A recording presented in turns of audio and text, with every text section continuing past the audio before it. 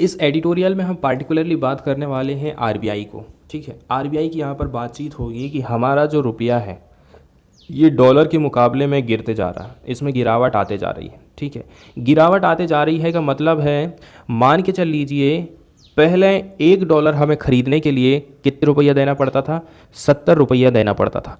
आज के टाइम में हमें 80 रुपया देना पड़ रहा है। इसका मतलब क्या हुआ, रुपए की जो वैल्यू है वो गिर रही है और डॉलर कैसे होते जा रहा है, मजबूत होते जा रहा है।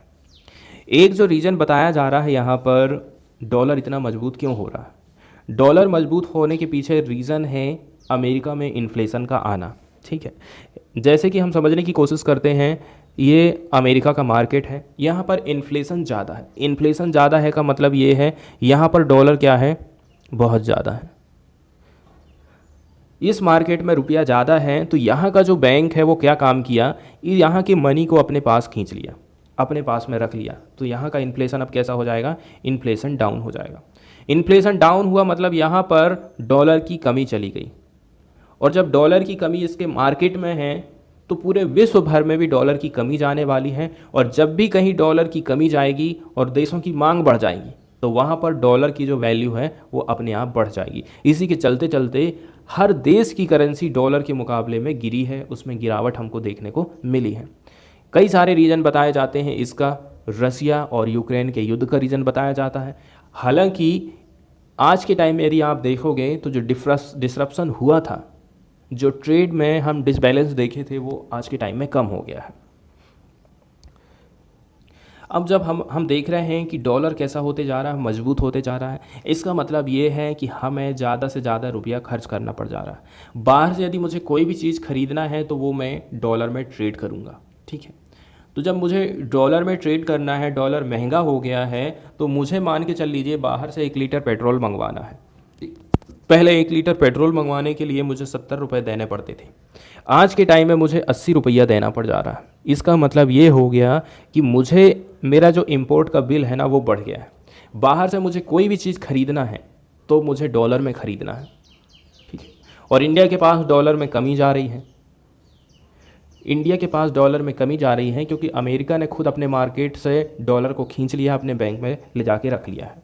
ठीक है, तो एक चीज़ हम ये देख रहे हैं कि हमारे यहाँ के जो व्यापारी लोग हैं, यदि वो चाहते हैं कि बाहर से कोई चीज़ खरीदें तो उनको चीज़ें महंगी पड़ जा रही हैं, और जब चीज़ें उनको खुद ही महंगी पड़ेंगी तो वो चीज़ों मार्केट में भी महंगा बेचेंगे। और आज की कंडीशन ऐसी हो गई है कि कोरोना के बाद से मार्केट उतनी तरह से अच्छी तरह से रिकवर नहीं हो पाया। चीज़ों के दाम यदि वो बढ़ाते हैं तो उनकी बिक्री पर असर पड़ने वाला है, क्योंकि लोगों की जेब में वैसे भी पैसा नहीं है। महंगाई बढ़ा देंगे तो और भी ज़्यादा उनकी परचेसिंग की पावर कम हो जाएगी। रिजर्व बैंक ऑफ इंडिया ने कुछ इंटरवेंशन किया था कि रुपए की जो वॉलेटिलिटी है उसको हम थोड़ा सा कम ज़्यादा करके देखते हैं, उसको हमने कम कर दिए थे, स्मूथ कर दिए थे। The cumulative impact of such intervention over the 12 month through 16 September have shrunk the RBI's war chest of foreign exchange reserve. लेकिन आरबीआई ने जो ये कदम उठाया था, इसके चलते चलते हमारे यहाँ पर जो फॉरेन एक्सचेंज रिजर्व है ना, उसमें गिरावट आई है, वो सिकुड़ गया है। ठीक है, पहले कभी 545 बिलियन डॉलर हुआ करता था, आज के टाइम में 94 बिलियन डॉलर ऑलमोस्ट गिरावट श्रिंक हमको देखने को मिला। इसका असर क्या क्या हुआ, क्या क्या पड़ा। पहली बात, रुपए में गिरावट आई है। ठीक है, डॉलर जो बढ़ रहा है, मजबूत हो रहा है, उसका असर क्या क्या होता है। जो बिजनेसेस है हमारे यहाँ पर can be of little comfort to Indian companies reliant on the import of raw material or services for smooth functioning of their businesses। ठीक है, लेकिन आरबीआई ने ये जो कदम उठाया था इससे कोई खास असर नहीं पड़ा है ऐसी इंडियन कंपनी के ऊपर जो कि इंपोर्ट पर आधारित हैं, रॉ मटेरियल खरीदती हैं या फिर सर्विस ले रही हैं अपने बिजनेस को चलाने के लिए। तो वो स्ट्रगल कर रही हैं। कंटिन्यू जो राइज हो रहा है डॉलर का प्राइस, इससे वो काफ़ी स्ट्रगल कर रही हैं ऐसे टाइम में, जबकि जो डोमेस्टिक डिमांड है ना वो उतनी ज़्यादा हाई अभी भी नहीं हो पाई है। इसके बाद आप देख लीजिए पोर्टफोलियो इन्वेस्टर ने क्या किया है इस प्रकार की कंडीशन को देखते हुए। तो जो पोर्टफोलियो इन्वेस्टर रहते हैं हमारे यहाँ पर शेयर मार्केट में पैसा लगाते हैं कुछ टाइम के लिए, और फिर जैसा फ़ायदा हुआ वैसा ही वहाँ से पैसा निकाले और भाग जाते हैं। यही कंडीशन आज के टाइम में हम ये देखे हैं कि जो विदेशी पोर्टफोलियो इन्वेस्टर है ना, इन्होंने क्या काम करा है, ये एकदम सेलर बन गए, फटाफट बेचना है इंडियन स्टॉक में, चाहे वो डेप्ट हो उसको, और फिर भाग जाना है अपने देश को। ऐसी की घटनाएं हम यहाँ पर देखेंगे। As a result so far in 2022 FPI have total dumped 20.6 billion dollar. इसी के चलते चलते हम देख रहे हैं कि यहाँ पर टोटल डंपिंग हुई है कितने की, एफपीआई की, फॉरेन पोर्टफोलियो इन्वेस्टर की, 20.6 बिलियन डॉलर की, इंडियन इक्विटी में और डेप्ट में। रीज़न बताया जाता है कि जो फेडरल का जो प्रोजेक्शन रहा था ना, ठीक है, मॉनेटरी टाइटनिंग को लेकर के of at least another 125 basis point का, ठीक है, इसी के चलते चलते क्या हुआ था, ज़्यादा से ज़्यादा आउटफ्लो हो गया था over the last quarter of this year. रुपए का जो रियल इफेक्टिव एक्सचेंज रेट रहा, या फिर हम ट्रेड वेटेज एवरेज कहते हैं इसकी वैल्यू का, ये सिग्नल दे रहा था कि जो इंडियन करेंसी है उसकी आपने ओवर वैल्यू कर दिए हो। फिर आरबीआई का जो रेट सेटिंग पैनल है आज के टाइम में, उसको ये ध्यान देना है कि मुझे एक तो ग्रोथ को भी इंश्योर करना है, दूसरे नंबर की बात है प्राइस को भी स्टेबल करना है। जब भी हम यदि पॉलिसी बनाते हैं तो आरबीआई के पैनल को इसी बात का ध्यान रखना पड़ेगा। अब हम देख लेते हैं द हिंदू की प्रमुख खबरों को। तो पहली जो फ्रंट पेज की खबर आई है, आपके मोबाइल फ़ोन पर जो स्पैम कॉल्स आते रहती हैं, फ्रॉड वाले मैसेज आते रहते हैं, उनकी भी व्यवस्था सरकार करने वाली है बहुत जल्दी, ठीक है। तो एक नया रास्ता निकालेगी आज के टाइम में सरकार, ठीक है, that could offer mobile phone users a big relief from spam calls and fraudulent messages. The government has proposed to make it mandatory that the identity of a person sending a message or calling should be visible to the receivers irrespective of the platform used for communication। जो भी आदमी भेज रहा है उसकी सही सही जानकारी मेरे पास होनी चाहिए। आज के टाइम में सरकार ऐसी व्यवस्था करने वाली है। तो all of you know that there has been a rise in cases where people get a call saying I am calling from XYZ bank seeking financial detail leading to a fraud। ठीक है, वही वाली बात हो गई ना कि मैं वो वाले बैंक से बोल रहा हूँ, आपको इतने रुपया का बोनस मिलने वाला है, इतने रुपये की लॉटरी लगी है, इतने रुपये आपके अकाउंट में जाने वाले हैं। ऐसे बहुत सारे कॉल आपके पास आते रहते हैं। इसी से वो आपकी बैंक की सारी डिटेल ले लेते हैं और आपके अकाउंट को फिर वह उड़ा देते हैं। कई तो ऐसे रहते हैं अननोन नंबर से आपको धमकियाँ आती रहती हैं। तो हमने इंट्रोड्यूस करा है कुछ बहुत सारे पॉइंट को यूज़र के प्रोटेक्शन को लेकर के, एंड हम साइबर फ्रॉड से प्रिवेंशन प्रोवाइड करने वाले हैं। टेलीकॉम मिनिस्ट्री अश्विनी वैष्णव का कहना है, उनका कहना है हमारा जो फोकस है वो है टेलीकॉम बिल को लेकर के, ताकि इंश्योर किया जा सके यूज़र्स के प्रोटेक्शन को। यूज़र का प्रोटेक्शन केवल लिमिटेड नहीं रहेगा कि कॉल जो आ रहे हैं वाया लैंडलाइन या फिर नॉर्मल वॉइस कॉल के माध्यम से, लेकिन जितने भी प्रकार के कॉल हैं, जैसे कि व्हाट्सएप से भी यदि कॉलिंग हो रही है, जूम के माध्यम से कॉलिंग हो रही है, फेस टाइम के माध्यम से कॉलिंग हो रही है, तो वो सारी चीज़ें इस स्कीम के अंडरगन में आ जाएंगी। तो किसी भी प्रकार का कॉल हो, ठीक है, if someone is calling me I have right to know who is calling. हमें पता ही नहीं चलता है असल में आखिर कौन बोल रहा है, ठीक है। जैसे कि हाल ही में कुछ टाइम पहले मेरे पास एक फ़ोन आया था, बोल रहा था मुंबई की ब्रांच से बोल रहा हूँ। मैंने पूछा कौन सी ब्रांच से बोल रहा है, तो बोल रहा था जियो की ब्रांच से बोल रहा है, ठीक है। बोलने लगा कि आपके नंबर पे एक बाइक फंसी है, तो आपको रजिस्ट्रेशन के लिए 11,000 रुपये जमा करना है, ठीक। तो मैं बोला एक स्कीम मेरे पास भी चल रही है, मात्र 5,000 देना, मैं आपको एक बाइक दे दूँगा। तो उसने फिर फ़ोन काट दिया था। इसके बाद वाली न्यूज़ हम देखने वाले हैं मुदुमलाई टाइगर रिजर्व से संबंधित। हाल ही में तमिलनाडु राज्य के मुदुमलाई टाइगर रिजर्व में बंदी हाथियों के लिए कायाकल्प शिविर का शुभारंभ किया गया था। काफ़ी टाइम पहले की न्यूज़ है, ठीक है। और हाल ही में ये मुदुमलाई टाइगर रिजर्व भी न्यूज़ में रहा है, इसको हम देख लेते हैं, ठीक है। इसकी जो लोकेशन आप देख रहे हो ना, एक प्रकार से जंक्शर में हम देख रहे हैं। एक तरफ तो केरला है, ठीक है, ऊपर की तरफ आप चले जाओगे तो कर्नाटका है, और फिर हो गया आपका कौन सा, चेन्नई वाला हिस्सा। इस प्रकार से हम देख रहे हैं कि ये जंक्शर वाले हिस्सा में इसकी लोकेशन है। मदुमलाई टाइगर रिजर्व तमिलनाडु राज्य के नीलगिरी जिले में 3 राज्य कर्नाटक, केरल और तमिलनाडु के ट्राई जंक्शन पर स्थित है। यहाँ पर उतनी ज़्यादा क्लियर पिक्चर नहीं दिखाई दे रही है, लेकिन ये ट्राई जंक्शन पर स्थित है। जैसे कि ये तो हो गया आपका केरला, ये वाला हो गया आपका कर्नाटका, और ये वाला हो गया आपका तमिलनाडु, और यहाँ पर स्थित है मुदुमलाई टाइगर रिजर्व। तो केरल, कर्नाटक और तमिलनाडु के ट्राई जंक्शन पर ये स्थित है। एरिया है 321 वर्ग किलोमीटर। 1986 में घोषित भारत का पहला बायोस्फीयर रिजर्व है। नीलगिरी बायोस्फीयर रिजर्व भी इसको हम बोलते हैं, मतलब नीलगिरी बायोस्फीयर का हिस्सा है। सीमा विस्तार की यदि हम बात कर लें, पश्चिम की तरफ जाओगे तो वायनाड वन्यजीव अभ्यारण्य पड़ता है। नॉर्थ में बांदीपुर टाइगर रिजर्व है। दक्षिण पूरब की तरफ नीलगिरी उत्तर प्रभाग और दक्षिण पश्चिम में गुडालुर वन प्रभाग से मिलकर के टाइगर और एशियाई हाथी जैसी प्रमुख जाति यहाँ पर पाई जाती हैं। मोयार नदी मुदुमलाई टाइगर रिजर्व से होकर के बहती है और मुदुमलाई तथा बांदीपुर अभ्यारण्य के बीच में प्राकृतिक विभाजन रेखा का काम भी करती है। टाइगर रिजर्व की घोषणा कब करी गई थी? तो तमिलनाडु की राज्य सरकार ने 2007 में यहाँ की जो बाघ थे कम होते जा रहे थे, इस सब को देखते हुए 1972 के कानून के अंतर्गत इसको टाइगर रिजर्व घोषित कर दिया था। यहाँ पर एक विशेष प्रकार की लंबी घास मिलती है जिसको एलिफेंट ग्रास कहते हैं। बांस, सागौन, रोजवुड जैसे पेड़ पौधे यहाँ पर पाए जाते हैं। जीव जंतु की बात करें तो बाघ, हाथी, इंडियन गौर, पैंथर, बार्किंग डियर, मालाबार, विशालकाय गिलहरी और हाइना यहाँ पर पाए जाते हैं। न्यूज़ को देख लेते हैं। तो जैसे कि पिक्चर से क्लियर हो गया है, यहाँ जो वन से रिलेटेड, कंजर्वेशन से रिलेटेड जो डिपार्टमेंटल व्यक्ति हैं वो एक हाथी के बच्चे को उसके झुंड में बाद में छोड़ देते हैं। सबसे पहले तो इसको रेस्क्यू किया जाता है, रेस्क्यू करने के बाद फिर उसको वापस उसके झुंड में भेज दिया जाता है।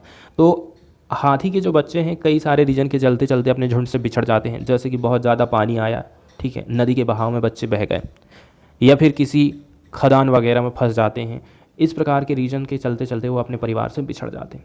लेकिन जब इसको रीयूनिट किया जाता है उनके ग्रुप में, तो बताया जा रहा है कि हाथियों में एक विशेष किस्म का संज्ञानात्मक बुद्धि रहती है, जिसके चलते चलते ये बहुत दूरी पर भी यदि है कोई हाथी तो उसको सूंघ करके उसकी महक से समझ जाते हैं हवा के माध्यम से कि वो पास में ही है और हमको किधर जाना है।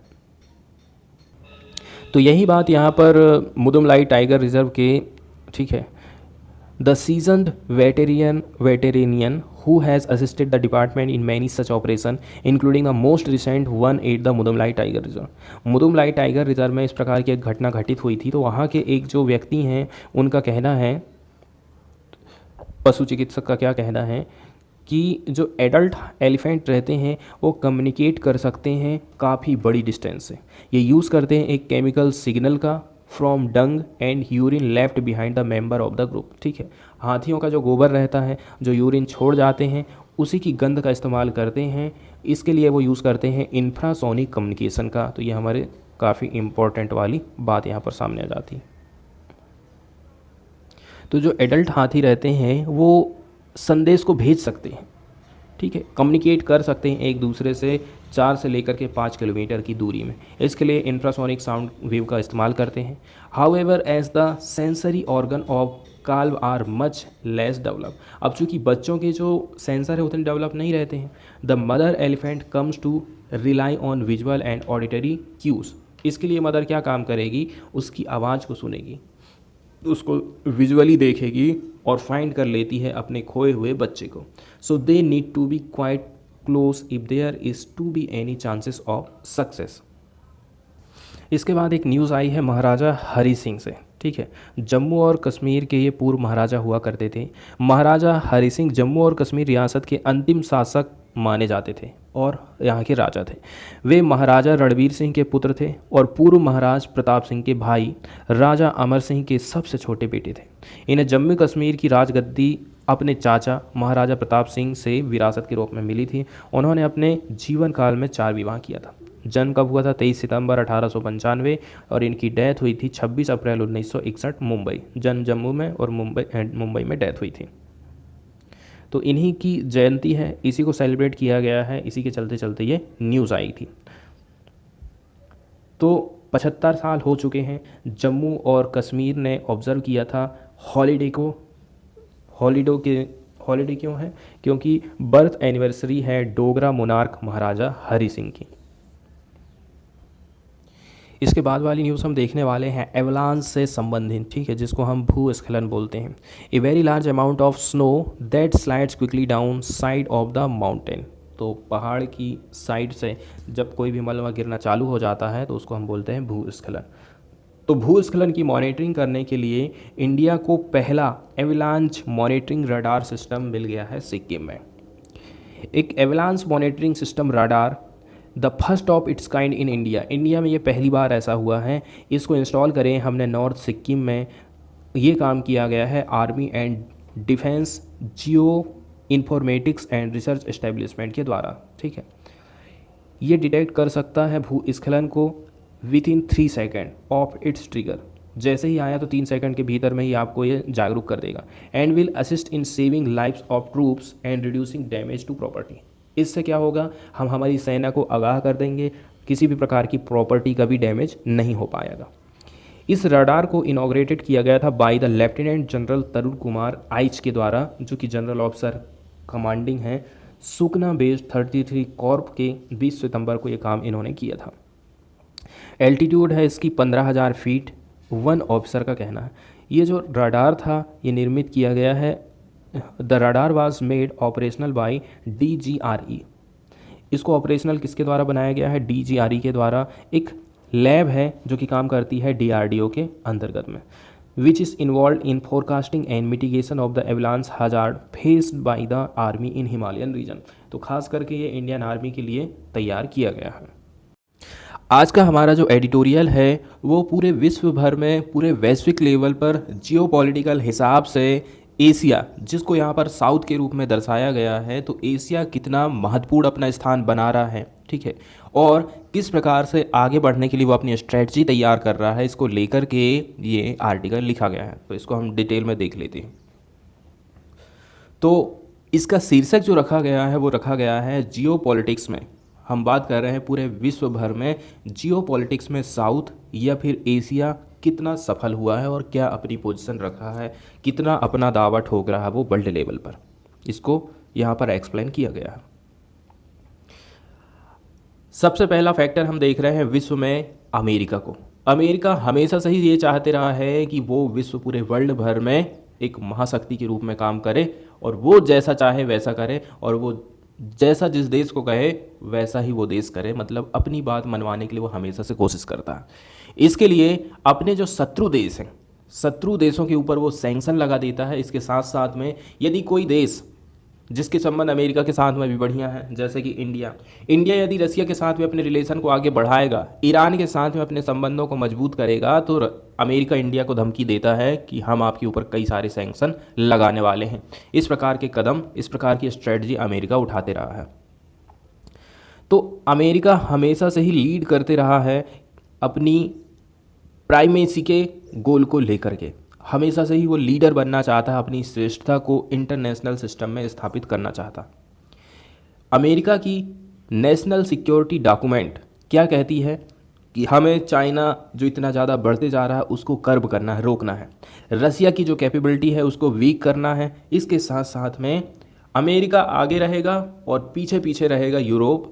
तो यूरोप को भी बचाना है, यूरोप को भी सिक्योर करना है, लेकिन आगे कौन रहेगा, लीडर कौन रहेगा, अमेरिका रहेगा। इस प्रकार से यहाँ का नेशनल सिक्योरिटी डॉक्यूमेंट एडवोकेटिंग करने का काम करता है। लेकिन देख लीजिए कुछ और भी प्लेयर हैं महत्वपूर्ण जिनके अलग अलग एजेंडा हो सकते हैं। And the global south matters more than before. पहले जितना एशिया महत्वपूर्ण नहीं था, आज के टाइम में जो विश्व का साउथ वाला हिस्सा है, पार्टिकुलर एशिया के महत्वपूर्ण देश बहुत ज़्यादा आज के टाइम में इम्पोर्टेंट हो गए हैं अमेरिका, चाइना, रसिया के लिए।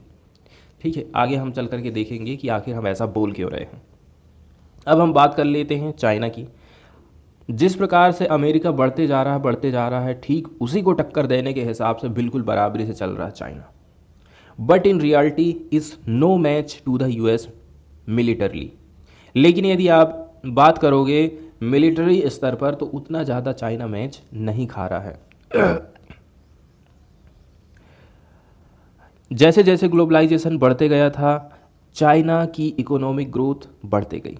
चाइना बन गया था बिल्डिंग काउंटर इंस्टीट्यूशन। ठीक है, चाइना क्या बन गया, चाइना बन गया था building counter institution. It looked for accommodation with the US in its peaceful rise project. अब ये क्या काम करने लगा है, आज के टाइम में US को टक्कर देने लग गया है अपने पीसफुली राइज प्रोजेक्ट के चलते चलते। क्योंकि आज के टाइम में यूएस क्या सोच रहा है, यूएस इसको एक्सेप्ट नहीं कर रहा है। China turn from partner to competitor to threat, क्योंकि आज के टाइम में, पहले कभी चाइना अमेरिका का पार्टनर हुआ करता था, आज के टाइम में वो उसको कॉम्पिटिटर बन गया है, उसका प्रतिस्पर्धी बन गया है, और प्रतिस्पर्धी से आज के टाइम में वो थ्रेट बनते जा रहा है। इसलिए अमेरिका कभी भी एक्सेप्ट नहीं करता है। इसके बाद जो शीर्षक है यहाँ का वो बताता है, पार्टिकुलरली हम पश्चिम की बात कर रहे हैं, पश्चिम मतलब कि यूरोपीय देशों की हम बात कर रहे हैं। Experiences with the West as a factor, West को आप एक फैक्टर के तौर पर लेकर के चलिए। यहाँ इसके बाद हम क्या एक्सपीरियंस कर रहे हैं। पहले नंबर की बात, रसिया के पास नेचुरल रिसोर्सेस है, मिलिट्री कैपेबिलिटी है, ठीक है, और इसने अपनी कैपेसिटी को दिखा दिया है to assert its will in global geopolitical, और काफ़ी महत्वपूर्ण स्थान रखता है ग्लोबल जियोपॉलिटिक्स में रसिया, ये सारी बातों के चलते चलते। रसिया ने जिस प्रकार से एग्रेशन दिखाया है यूक्रेन के ऊपर, तो कन्फर्म हो गया है the view of US strategist, US के जो स्ट्रेटजिस्ट थे उनका जो व्यू है अब कन्फर्म हो गया है। Who would like to weaken Russia capabilities, और अब वो चाहते हैं कि रसिया की कैपेबिलिटी को हम कम करें, और ये बहुत अच्छा मौका उनको मिल गया है। आगे वो रसिया को किस रूप में देखते हैं, specially when in alliance with China और any other country as dangerous to US geopolitics. उनका कहना है यदि कोई भी देश रसिया के साथ जुड़ रहा है, चाइना के साथ जुड़ रहा है, या फिर कोई भी ऐसी कंट्री के साथ में जुड़ रहा है जो कि क्या मानी जाती है, डेंजरस मानी जाती है, तो यूएस की जियोपॉलिटिक्स में काफ़ी ये खतरे की घंटी है। Russian aggression against Ukraine and terrible war of attrition have been a geopolitical watershed. आज के टाइम में रसिया और यूक्रेन का जो युद्ध हुआ था, यहाँ पर से भी कई सारी परिस्थितियों में चेंजेस हमको देखने को मिला है। यहाँ पर एट्रिशन वर्ड आया है, जिसका मतलब होता है समय समय पर आक्रमण करके या फिर उलझनें पैदा करके शत्रु को दुर्बल बनाने की प्रक्रिया। और अमेरिका ने बिल्कुल इस स्थिति का सही फायदा उठाया है कि अब हम फिर से विश्व के लीडर बन जाएंगे, और ये तब होगा जब हम रसिया के ऊपर सैंक्शन लगाएं। तो इसीलिए यूरोप को भी आगे लेकर के आ गया, यूरोपियन कंट्री भी कह रहे हैं कि हम भी सैंक्शन लगा दे रहे हैं, अमेरिका लगा रहा है, तो जैसा अमेरिका कह रहा है हम वैसा करने के लिए तैयार हैं। लेकिन एक बात यहाँ ध्यान रखना है, भले ही यूरोप उसका साथ जरूर दे रहा है, लेकिन यूरोप कभी भी अमेरिका से आगे नहीं बढ़ पाएगा, क्योंकि यूएस हमेशा से अपनी लीडरशिप ही रखने वाला है आने वाले टाइम में। तो आप कन्फर्म रूप से तो ये कह सकते हैं कि यूरोपीय देश अमेरिका की स्ट्रेटजिक प्लान के पीछे पीछे चल रहा है, ठीक है, और ये लोग भी रीमिलिटराइजिंग का काम कर रहे हैं। The developing Sino Russian strategic partnership without limits is clearly defined enemy other for the West. जिस प्रकार से चाइना और रसिया के बीच में स्ट्रेटजिक पार्टनरशिप बढ़ती जा रही है बिना किसी लिमिट की, इससे ये बात क्लियर हो गई है कि जो एनिमी है डिफाइंड, इसको वेस्ट कह रहा है ये हमारे एनिमी है। इसलिए अब इस प्रकार की चीज़ों को ब्रेक करने के लिए, जो अनलिमिटेड इनकी दोस्ती चल रही है, उसको तोड़ने के लिए अमेरिका और यूरोप सहारा लेता है किसका, एशिया का। इसलिए आज के टाइम में ऐसा हो गया है कि अमेरिका भारत को इतना ज़्यादा महत्व देता है। क्यों महत्व दे रहा है? क्योंकि भारत के माध्यम से वो चाइना को टारगेट करेगा, रसिया को टारगेट करने में उसको सहायता मिलेगी। यही एक रीज़न है, इसीलिए वो भारत को सपोर्ट करता है, इसलिए उतनी ज़्यादा सैंक्शन नहीं लगाता, भारत को वो छूट देते रहता है। अब ऐसे देशों की हम बात कर रहे हैं जिनको ग्लोबल साउथ कह रहे हैं। ग्लोबल साउथ में भी जो बड़ी बड़ी पावर हैं, इंडिया है, चाइना है और जो अदर देश हैं, उनकी हम बात कर रहे हैं। Are being blamed for the failing sanctions against Russia in the context of Ukraine war. तो कई सारे देश ऐसे हैं, भले ही रसिया के ऊपर में सैंक्शन लगाए गए हैं, ठीक है, लेकिन ये सैंक्शन फेल हो गए हैं, उतने कारगर साबित नहीं हुए हैं। सच बात तो ये है, जो एशिया है, ग्लोबल साउथ है, विथ ए फ्यू एक्सेप्शन, थोड़े बहुत देशों को आप छोड़ दीजिए, लगभग 7 देशों के, ये चाहते हैं कि जल्दी से जल्दी, और ये जो वार चल रहा है इसका नेगोशिएशन होना चाहिए, इसका एंड होना चाहिए। ज़्यादातर देश तो यही चाहते हैं। सभी लोग विरोध कर रहे हैं सैंक्शन वाली रिजीम का, एंड सब एडवोकेट कर रहे हैं न्यूट्रलिटी का। सब देश, ज़्यादातर एशिया वाले ये कह रहे हैं कि अमेरिका को इस प्रकार के प्रतिबंध नहीं लगाने चाहिए। अब जिस न्यूट्रलिटी की बात कर रहे हैं उसका रीज़न क्या है, ठीक है, तो इसका रीज़न ऐसा है कि हमें ज़रूरत है रिजीम सर्वाइवल की, specially because many in the south are dependent on रसिया।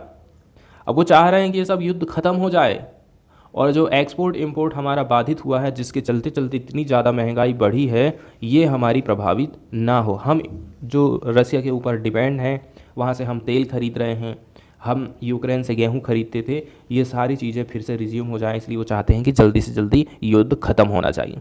रसिया से लोग एनर्जी खरीदते हैं, फ्यूल, फर्टिलाइज़र, वीट और भी कमोडिटीज़ के साथ साथ में डिफेंस के रक्षा संबंधी इक्विपमेंट खरीदे जाते हैं रसिया से। एशिया के पास मेमोरी है, उनके पास आज भी याददाश्त है कि हम कभी किसी के कॉलोनी हुआ करते थे, किसी के गुलाम हुआ करते थे। एंड रिसेंट इंटरवेंशन भी हुए थे, जैसे कि Iraq, Lebanon, Libya, Afghanistan, Yemen, Syria, Mali. आज भी ये कुछ ना कुछ किसी चीज़ से जूझ रहे हैं और कुछ हाल ही में उभरे हुए हैं, इस प्रकार की बातें यहाँ पर बताई जाती हैं। तो पश्चिम से मतलब पार्टिकुलरली यूरोपीय कंट्री से हम लोग कितने खुश हैं। हाल ही में कुछ एक्सपीरियंस हमने देखे हैं, जैसे कि refusal by the west to grant a one time exception for patent. हाल ही में यूरोप ने रिफ्यूज़ कर दिया था, ठीक है, यूरोप ने रिफ्यूज़ कर दिया था कि हम ग्रांट नहीं करेंगे single time exception for patent for the covid vaccine. ये पेटेंट के लिए क्या काम कर रहा था, वन टाइम एक्सेप्शन दे दो करके इसको बोले थे, तो इसने मना कर दिया था। एक्सपेंशन मतलब होता है छूट दे देना। For patent for the covid vaccine have not help either, और इससे किसी भी प्रकार की सहायता नहीं मिल पाई थी। जबकि डिमांड ये करी गई थी कि देखो कोविड-19 का समय चल रहा है, कई सारे गरीब देश ऐसे हैं जहाँ पर आज भी पूरी तरह से वैक्सीनेशन का काम नहीं हो पाया है। तो आप जो पेटेंट को लेकर के इतनी बड़ी बड़ी बातें कहते हो, अभी कुछ टाइम के लिए आप पेटेंट को माफ़ कर दीजिए ना। पेटेंट यदि आप माफ़ कर दोगे तो बेचारे जो गरीब देश हैं वो भी आपकी तरह अपने गरीब लोगों को वैक्सीन लगा पाएंगे, ठीक है। लेकिन इसमें भी यूरोप की तरफ से जब रिफ्यूज़ल आया तो उससे एशिया के जो देश थे, साउथ के जो देश थे, उतने ज़्यादा खुश नहीं थे। और दूसरी बात यह है, मीडिया में हमने कुछ कुछ ऐसी इमेज भी देखी हैं जो बताती हैं कि रसिया के जो रिफ्यूजी थी, images of the way refugees from the south are created in contrast to the welcome to Ukrainian refugees have revealed the unsurprising racism. ठीक है, यहाँ पर हम ये देख रहे हैं कि किस प्रकार से जो साउथ के रिफ्यूजी हैं और यूक्रेन के रिफ्यूजी हैं, दोनों में भेदभाव किया गया है। यूरोप में ये भी यहाँ पर बताया जाता है। यूक्रेन से जो भागे हुए हैं लोग हैं उनका स्वागत किया जा रहा है, और यदि वही कहीं यदि रिफ्यूजी हो गए साउथ के या फिर एशिया के तो उनका वेलकम नहीं किया जाता है। इस प्रकार से यहाँ पर हम भेदभाव देखते हैं। कई सारी कंट्री साउथ की वो ये बिलीव करती हैं that they are unlikely to get western help when they need in the most. उनका ऐसा मानना है कि जब हमें ज़रूरत पड़ेगी ना तो यूरोप से हमें किसी प्रकार की सहायता मिलने वाली नहीं है। In such circumstances Russia is not seen as a threat in global south. और इस प्रकार से रसिया किसी भी मामले में ना ग्लोबल साउथ में किसी भी प्रकार का कोई खतरा है ही नहीं। और जब हमें यूरोप से उम्मीद भी नहीं है तो हम क्यों यूरोप के पीछे पड़े रहें, ऐसा एशिया के देश समझते हैं। चाइना की हम बात कर देते हैं कि चाइना किस प्रकार से आगे मार्च में बढ़ रहा है। चाइना आज के टाइम में एक्सपेंड कर रहा है मिलिट्री के फुटप्रिंट को। ये प्रॉब्लमेटिक हो गई है कई सारी एशियन कंट्री को लेकर के, ठीक है। एशियन कंट्री इससे काफ़ी परेशान हो गई हैं। चाइना का ग्रे जोन पॉलिसी, जिसके अंतर्गत आपको क्रीपिंग एक्सपांशन करना है। क्रीपिंग मतलब एकदम रेंगते हुए अपना एक्सपांशन करते रहो। ये मैरीटाइम जोन का वायलेशन करता है। कहाँ पर? साउथ चाइना सी में। इसके साथ साथ में और भी जो आगे पीछे की जगह है। इसी के चलते चलते कई सारी जो कंट्रीज़ हैं ना वो क्या हो गई हैं, वो दुखी हैं। एंटागोनिस्ट मतलब होता है किसी को नाराज़ करना, विरोधी या फिर दुश्मन बनाते जाना, जिसमें इंक्लूड है वियतनाम, इंडोनेशिया, इंडिया और फिलीपींस। नए नए इसके शत्रु बनते जा रहे हैं। इन्हीं सब बातों के चलते चलते तो ज़्यादातर जो एशियन कंट्रीज़ हैं ना चाइना के साथ में किसी प्रकार के रिश्ते उतने ज़्यादा घनिष्ठ नहीं रखना चाहती हैं, ठीक है। तो जो साउदर्न कंट्रीज़ हैं कभी भी नहीं चाहती हैं कि सिक्योरिटी या फिर मिलिट्री अलायंस बनाएं, ना तो रसिया के साथ में और ना ही चाइना के साइड में। एग्जाम्पल के तौर पर सिक्योरिटी पैक्ट जिसको चाइना लेकर के आया था मई 2022 में, इसने ऑफर किया था 10 स्पेसिफिक आइलैंड नेशंस को, ठीक है, did not find favour with them, लेकिन इन्होंने इस चीज़ का फेवर नहीं किया था। इसमें कौन थे? Solomon Island, Kiribati, Samoa, Fiji, Tonga, Vanuatu and Papua New Guinea, the Cook Island, Niue and the federated state of Micronesia. They also did not agree to China's common development vision. वो China के common development vision की से भी agree नहीं हुए थे। अब America इसको किस प्रकार से रिस्पॉन्स दे रहा है? The US response to this neutrality has been to put massive pressure for sanction on Russia and build threat narrative about China। इस प्रकार की जो न्यूट्रलिटी हम देख रहे हैं कि एशियन कंट्री न्यूट्रल हो गए हैं, इसी का फ़ायदा उठाते हुए क्या काम करना चाहता है? इन देशों के ऊपर अमेरिका सैंक्शन लगाना चाहता। But there has been an unprecedented pushback from the South that wants to make its own strategic choice. लेकिन आज के टाइम में ऐसा हो गया है कि हम किसी के दबाव में आकर के काम नहीं करना चाहते, हम अपने हिसाब से चलेंगे। एग्जाम्पल के तौर पर देख लीजिए, अमेरिका की कांग्रेस ने हाल ही में एक बिल को पास किया था जिसका नाम है countering malign Russian activity in Africa act, जो कि एडवोकेट करता है प्रेशर डालना है, मॉनिटरिंग करते रहना है, पनिश करना है अफ्रीकन कंट्री को एंड लीडर्स को जो भी इंगेज रहेगा रसिया के साथ में। अब इसका रिस्पॉन्स देख लीजिए आप किस प्रकार से आया था। जो साउथ अफ्रीकन फॉरेन मिनिस्टर हैं नालेंदी पांडोर, उन्होंने कहा था भी किसी भी अफ्रीकी देश को आप धमका नहीं सकते, और इस अमेरिकी विधेयक को आक्रामक कानून के रूप में उन्होंने वर्णन किया था। वो अपने हिसाब से अपनी स्ट्रेटजी तैयार करेंगे। आप क्यों किसी को बोलते हो कि रसिया के साथ संबंध मत बनाओ, चलिए चाइना के साथ भी अपने संबंध मत बनाओ। इस प्रकार से यहाँ पर बातें की जाती हैं। अब चाइना किस प्रकार से अपनी पावर को बढ़ाते जा रहा है? चाइना ने क्या काम कर दिया था? चाइना ने जितना भी डेब्ट दिया था उसको वेव कर दिया, ठीक है। ये कर्जा लिए थे 17 अफ्रीकन कंट्रीज़ ने, ठीक है, for 23 interest free loans that were due इन 2021, जो कि 2021 में ड्यू थे। इसमें 23 इंटरेस्ट फ्री लोन थे, एस इंडिया डिड इन 2003। इसी प्रकार का काम जो है इंडिया का भी 2003 में किया था। तो यहाँ पर कुछ सिमिलरिटी पुशबैक हम देख रहे हैं लैटिन अमेरिका में और वेस्ट एशियन कंट्रीज़ में। तो इस प्रकार से आप देख सकते हो कि जो रीजनल पावर है ना, वो काम कर रही है अमेरिका के साथ में ताकि प्रोटेक्ट कर सके उसकी खुद की पावर को। एग्जाम्पल के तौर पर Saudi Arabia, Iran, smaller state do a balancing act between regional power as Sri Lanka does between India and China. तो जो छोटे छोटे देश हैं बड़ी बड़ी पावर के बीच में बैलेंस बनाने का काम करते हैं। अब इंडिया किस प्रकार से अपने आप को मजबूत करते जा रहा है इसको भी यहाँ पर बताया जाता है। देखिए, इंडिया हमेशा से ही अपने गियर को चेंज करते रहता है, कभी आगे कभी पीछे करते रहता है। इंडिया ने इंक्रीज़ कर दिया है अपने रिलेशन को रसिया के साथ में, उसने ऑयल की खरीदी तेज़ी कर दी है रसिया के साथ में, ठीक है, और वेस्टर्न का जो प्रेशर है ना उसको पूरी तरह से ख़त्म कर दिया। इंडिया ने military logistic exchange memorandum agreement sign किया है अमेरिका के साथ में। रसिया के साथ में भी इधर आगे बढ़ रहा है, अमेरिका के साथ में भी आगे बढ़ रहा है। सेम इसी टाइम में उसने डेवलप किया है international north south transport corridor, जो कि कनेक्ट करता है रसिया और इंडिया को। ये होते हुए जाएगा एशिया और ईरान के रास्ते विथ 3 सैंक्शन स्टेट। तो यहाँ पर 3 स्टेट आपको पड़ जाएंगे। ये पार्टिसिपेट कर रहा है मिलिट्री एक्सरसाइज में, जैसे कि यूएस इसका लीडर हुआ करता है। RIMPAC, the rim of Pacific exercise and one of the world's largest maritime exercise माना जाता है। ठीक उसी के विपरीत ये सेंड करता है अपनी मिलिट्री कॉन्टीजेंट को, कहाँ पर? वोस्टक एक्सरसाइज में। One of exercise Moscow routinely conduct with Russia and China.